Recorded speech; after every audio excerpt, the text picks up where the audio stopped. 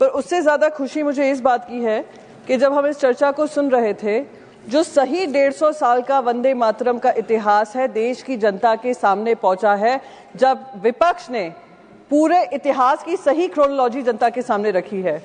मैं देशवासियों से अपील करूंगी कि इस चर्चा को ध्यान से सुने और जो व्हाट्सएप हिस्ट्री 2014 से चालू हुई है, जो मैं कहती हूँ जो उससे प्रभावित हैं, जो उससे पीड़ित हैं, वो जरूर इस चर्चा को सुने, क्योंकि सही इतिहास जनता के सामने जाना बहुत जरूरी था और ये इस चर्चा के माध्यम से हुआ।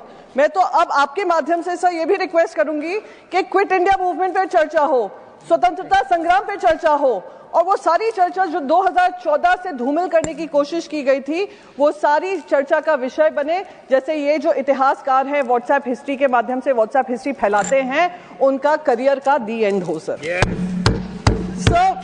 और मैं हैरान थी जब कहा कि भारतीय जनता पार्टी वंदे मातरम की चर्चा करना चाह रही है। ये वही भारतीय जनता पार्टी, वही सरकार है जिन्होंने ये सेशन शुरू होने से पहले वो नोटिफिकेशन जारी किया था कि यहाँ के कोई भी सांसद वंदे मातरम और जय हिंद वाला नारा नहीं लगा सकते हैं। इससे बड़ा राष्ट्रद्रोह मैं मानती हूँ कुछ और हो ही नहीं सकता, राष्ट्र विरोधी सोच हो ही नहीं सकती। इसलिए हमने मेरी पार्टी के लीडरशिप ने चेयरमैन को लिखा था कि ये नोटिफिकेशन इमीडिएटली विड्रॉ हो। वो और नया नोटिफिकेशन नहीं था, पुराने नोटिफिकेशन जो भी नोटिफिकेशन था फिर से जारी किया गया है सर प्लीज।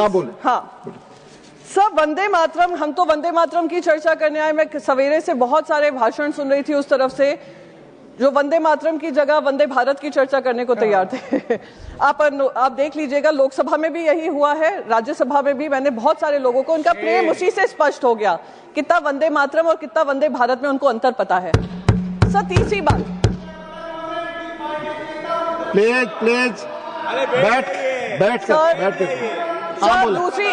तीसरी चीज, आप बैठ जाए। गृह मंत्री ने ये कहा कि ये सेलिब्रेशन है, बिल्कुल सेलिब्रेशन है, पर ये भारतीय जनता पार्टी का सेलिब्रेशन नहीं था, क्योंकि उन्हीं के भाषण में उन्होंने ध्रुवीकरण की बात रखी, अपना पॉलिटिकल एजेंडा चलाने की बात रखी, और वही पंडित जवाहरलाल नेहरू जी को लेकर उन्होंने क्या क्या बातें नहीं रखी। कहा विभाजन तब से शुरू हुआ जब से ये 1937 में तीसरा और चौथा स्टैंजा हटाया गया।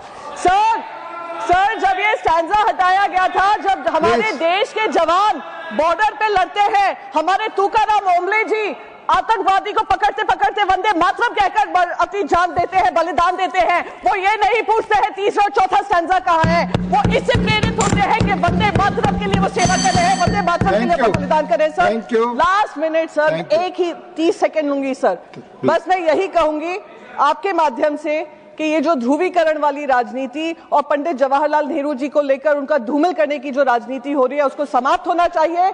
और मेरी जो नेमसेक है लोकसभा में, उन्होंने भी ये मांग रखी है कि नेहरू जी पे चर्चा होनी चाहिए और उसके बाद वंस एंड फॉर ऑल ये चर्चा समाप्त होना चाहिए। ऑनरेबल मेंबर्स, माननीय प्रियंका जी ने एक चीज कही, उसके संदर्भ में मैं आपको स्पष्ट करना चाहता हूं। Honourable members, before each session of Rajya Sabha we reiterate the parliamentary customs and conventions which are mentioned in the publication handbook for members for information. The para regarding the same was issued in the parliamentary bulletin part 2 on earlier occasions also. This from part of etiquettes to be observed. बोलने से मना नहीं किया था, आप भाषण में उन नारों को कोट न करें, भाषण होने दें इसके बारे। Please take your seat, please, nothing is going on record. These form part of etiquettes to be observed in the House and impress upon the members to desist from interrupting the speech of another member by shouting slogans. There is no intention to stop any member from singing Vande Mataram to use a phrase as a part of his or her speech. आजादी बाद माननीय speaker की भाषण के दौरान जो लोग ये चीजें करते थे, टिकट्स का पालन नहीं करते थे, उस संदर्भ में ये चीज कही गई थी. That was mentioned. प्लीज डीरजिस्टर करूं तो एक समस्या वहां पे उत्पन्न हुई. फिर उसके बाद हमने क्या किया, रूल्स बदला हमने कि डीजीसीओ को पावर दिया कि आप डीरजिस्टर करो. But we all should realize that the rules are a subordinate legislation. Law always is the primary legislation. So the Shakti law के साथ, अधिनियम के साथ जो मिलता है वो रूल्स के साथ मिलता नहीं है. पर उस समय का एक हालात निकला तो उसको सोचा कि इसका कुछ जुगाड़ निकाल के वो करते हैं. उसमें रूल्स में कर दिया। 2015 में उस समस्या का कुछ निकल गया। फिर 2016 में हमारी सरकार ने सोचा इंसॉल्वेंसी एंड बैंक्रप्सी कोड भी लेके आएंगे।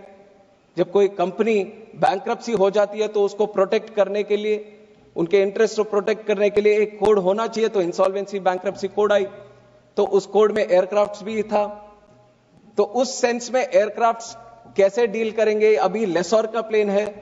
अभी एक चीज हमें समझना है कि एयरलाइन अगर वापस पे नहीं करता बैंक्स को पैसे और डिफॉल्ट हो जाता है, तो बैंक अगर प्लेन रखेगा, प्लेन जबकि इनका है ही नहीं, प्लेन तो किसी और के साथ लीज पे आया है। अब वो लीज जो जिसने दिया है वो दुखी होता होगा कि मेरा प्लेन उनके पास रुक गया। तो इस ऐसे बहुत सारे छोटे छोटे समस्या उत्पन्न हुई जिनका समाधान निकालने की जरूरत बहुत बड़ी थी। और आईबीसी भी इस तरह के चैलेंजेस बीच में डाल रहे थे एयरलाइन लीजिंग इंडस्ट्री में। फिर 2019 में जैसे मैंने बोला जेट एयरवेज का प्रॉब्लम आया, जेट एयरवेज फिर निकल गया। जेट एयरवेज के समय जो लेसोर्स ने प्लेन दिए थे वो काफी उत्सुकता के साथ पहले ही उनको पता चला कि इस तरह के हालात हो सकता है, तो इंसॉल्वेंसी एंड बैंक्रप्सी कोड को इंप्लीमेंट होने से पहले, जब एनसीएलटी को मॉरेटोरियम देना था उससे पहले ही उन्होंने डीरेजिस्टर करके प्लेन लेके चले गए। और फिर 23 में जब गो एयर आया, लेसोर इंडिविजुअल भी हो सकता है, कंपनी भी हो सकता है। लेसोर जिसके पास ओनरशिप है प्लेन का, उसको मैं लेसोर बोल रहा हूं। और 2023 में गो एयर का एग्जाम्पल फिर आया। अब गो एयर जब हुआ तो गो एयर के समय एनसीएलटी थोड़ा सा और आगे आते हुए उन्होंने बोला कि अब कोई प्लेन कहीं कोई रजिस्टर नहीं होगा, कोई कहीं नहीं जाएगा, और उसको इधर ही रखा, पूरे मॉरेटोरियम के साथ उनको बंधा रखा इधर ही। तो लेसोर के पास, जिनको सिर्फ इतना ही था कि उन्होंने प्लेन लीज पे दिया, उनको कुछ गलती नहीं थी, पर उनको प्लेन नहीं मिल रहा था। पर ये सब क्यों कह रहा हूं? क्योंकि लेसोर क्यों इंपॉर्टेंट है हमारे लिए। अब लेसोर इस तरह के हार्डशिप्स फेस करेगा अगर किसी को देने के लिए, तो इसीलिए एक केप टाउन कन्वेंशन का एयरलाइन एविएशन वर्किंग ग्रुप एक पूरे विश्व में बना हुआ है, जिसमें लगभग 400 एयरलाइन है, ओईएम्स हैं जो एयरक्राफ्ट्स को बनाते हैं, और बहुत सारे बड़े बड़े एविएशन से रिलेटेड कंपनी, वो सब मिलकर एक ग्रुप बनाए, एयर एविएशन वर्किंग ग्रुप। और वो हर क्वार्टर में केप टाउन कन्वेंशन का कंप्लायंस एक इंडेक्स निकालते हैं, स्कोर निकालते हैं कि किस तरह से ये देश में क्या स्कोर है। और ये सारे इंसिडेंट्स होने के बाद उन्होंने देखा यहां पे तो लीजिंग करना बहुत मुश्किल है, यहां तो यहां के लोकल लॉस के वजह से तो हमारे एयरक्राफ्ट फंस जाएंगे अगर कोई पे नहीं कर पाए तो क्यों करें यहां पे बिजनेस। पर एयरक्राफ्ट तो हमें भी चाहिए यहां के एयरलाइंस के लिए। तो वो जब लेते हैं, क्योंकि ये एयरक्राफ्ट ये कंप्लायंस का स्कोर कम हो गया, कितना कम हो गया, 50 तक आ गया नीचे। And to compare this score with other countries, Singapore had around 92, USA had around 90, New Zealand has around 90, Ireland has around 89। तो अगर ये स्कोर कम हो जाता है तो प्लेन लीज करने में हमारा जो प्रीमियम रहेगा वो बहुत बढ़ जाएगा। और कितना हद तक बढ़ेगा, ये 8 से 10%, ये काफी लोगों ने इसके बारे में भी जिक्र किया था कि 8 से 10% तक इसका जो है ये लीजिंग का कॉस्ट बढ़ेंगे। और उस समय हमने एयर इंडिया, आकाशा, इंडिगो, यही है हमारे यहाँ पे बहुत बड़े बड़े एयरलाइन, तो उनसे भी हमने पूछा क्या दिक्कत हो रही है लीजिंग इंडस्ट्री में। तो एयर इंडिया ने बोला, upon the enactment of legislation the improvement in India's compliance score in AWG's outlook making Indian airlines eligible for CTC discount will significantly reduce leasing cost by approximately 8 to 10%। Air India कह रहा अगर ये अधिनियम आ जाएगा तो हमें जो lease लेने में हमारा जो स्कोर बढ़ेगा तो 8 से 10% कम हो जाएंगे। इंडिगो की यही है कि हो सकता है कि 15% तक कम हो जाए।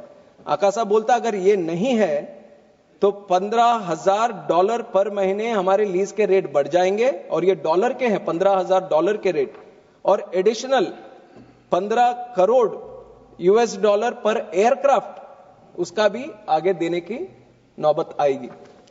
तो ऐसा है कि अगर लीजिंग का स्कोर कम हो गया तो इस तरह के हालात पैदा हो जाएंगे जहां पे आपको लीजिंग करने में बहुत सारी दिक्कत होंगी।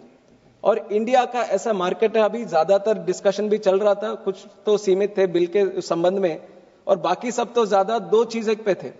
एक तो है कि जहां पे एयरपोर्ट है वहां पे कनेक्टिविटी चाहिए, जितना अच्छा कनेक्टिविटी उतना अच्छा वहां एयरपोर्ट से कनेक्टिविटी चाहिए, और दूसरा है कि एयरफेयर्स बढ़ते जा रहे हैं।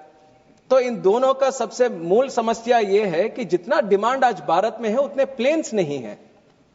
तभी तो हमारे एयर इंडिया हो, इंडिगो हो, आकाशा हो या कोई और एयरलाइन हो, अभी 1700 प्लेन अभी ऑर्डर में है और बाकी है अभी आने के लिए। अभी इस तरह का डिमांड नहीं है तो क्यों ऑर्डर करेंगे ये लोग सारे इतने सारे plane? Because India has that kind of demand, they have ordered up to 1700 planes today, and the rate of which the planes are coming into the country are up to 5 to 10 only, क्योंकि Covid के बाद उसके supply chain के उसके issues हैं, तो plane बन के आने में बहुत समय लगता है। तो 1700 प्लेन्स अगर हम बोलें कि 5 से 10 हर महीने में आ रहे, तो ये 1700 कब तक आए? पर एयरलाइंस के मन में है कि इतना बड़ा डिमांड है, हमें इतने सारे प्लेन्स चाहिए। अब तुरंत अगर प्लेन्स हमें लाने पड़ेंगे तो लीजिंग ही एक मौका है कि लीजिंग कहीं किसी के पास है तो तुरंत